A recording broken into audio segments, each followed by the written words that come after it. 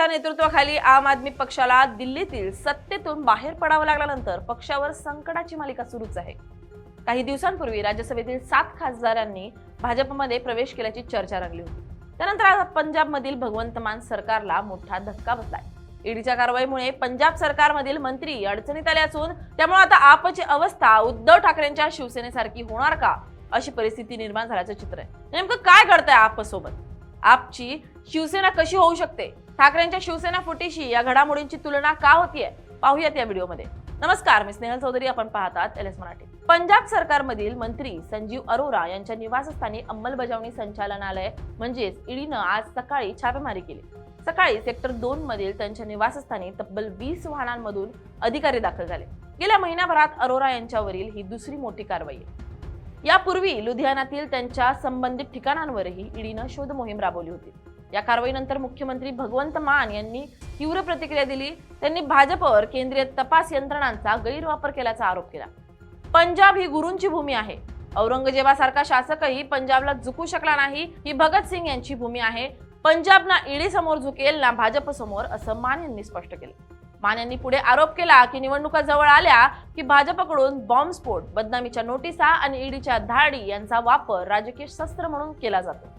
आम्हाला घाबरवण्याचा प्रयत्न सुरू आहे, पण पंजाबची जनता याला योग्य उत्तर देईल असा इशाराही त्यांनी दिला। या संपूर्ण प्रकरणामुळे महाराष्ट्रातील शिवसेनेच्या 2019 नंतरच्या राजकीय घटनांची आठवण करून दिली जाते। 2022 मध्ये एकनाथ शिंदे यांनी 40 आमदारांसह बंड पुकारलं। त्यानंतर उद्धव ठाकरे यांच्या नेतृत्वाखालील सरकार कोसळलं। शिवसेनेचे अनेक खासदार आणि आमदार शिंदेंसोबत गेले आणि पक्षात मोठी फूट पडली। शिंदे यांनी त्यावेळी आमच्या मागे महाशक्ती आहे असं वक्तव्य केलं होतं। विरोधकांनी या महाशक्तीचा अर्थ केंद्रातील भाजप सरकार असा घेतला। त्यामुळे आता आपमधील घडामोडींशी त्या घटनेची तुलना केली जाते। दिल्लीतील पराभवानंतर पक्ष संघटनात्मक दृष्ट्या कमकुवत झालाय।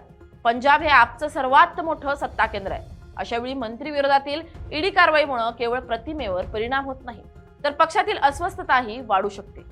राजकीय विश्लेषकांच्या मते तपास यंत्रणांची कारवाई, निवडून आलेल्या प्रतिनिधींवरील दबाव आणि पक्षांतर्गत असंतोष यांचा एकत्रित परिणाम झाल्यास कोणत्याही पक्षात फूट पडू शकते। महाराष्ट्रात शिवसेनेसोबत जे घडलं तसाच दबाव आता आम आदमी पक्षावर येत असल्याचं विरोधकांचं म्हणणं आहे। मात्र आपकडून हे सर्व आरोप राजकीय सूडबुद्धीनं प्रेरित असल्याचं सांगितलं जात आहे। भगवंत मान आणि अरविंद केजरीवाल यांनी पंजाबमध्ये पक्ष एकसंध असल्याचा दावा केलाय। या सर्व पार्श्वभूमीवर एक मोठा प्रश्न उपस्थित होतो। पंजाब हे आपचं शेवटचं मोठं सत्ता केंद्र टिकणार का, की शिवसेनाप्रमाणे पक्षाला मोठ्या फुटीचा सामना करावा लागणार? याचं उत्तर येत्या काही महिन्यात स्पष्ट होईल। पण सध्या तरी ईडीची कारवाई, केंद्र विरोधी आरोप आणि पक्षातील वाढतं राजकीय दडपण यामुळे आम आदमी पक्षासाठी हा अत्यंत निर्णायक टप्पा मानला जातोय। Bureau report, LS Marathi.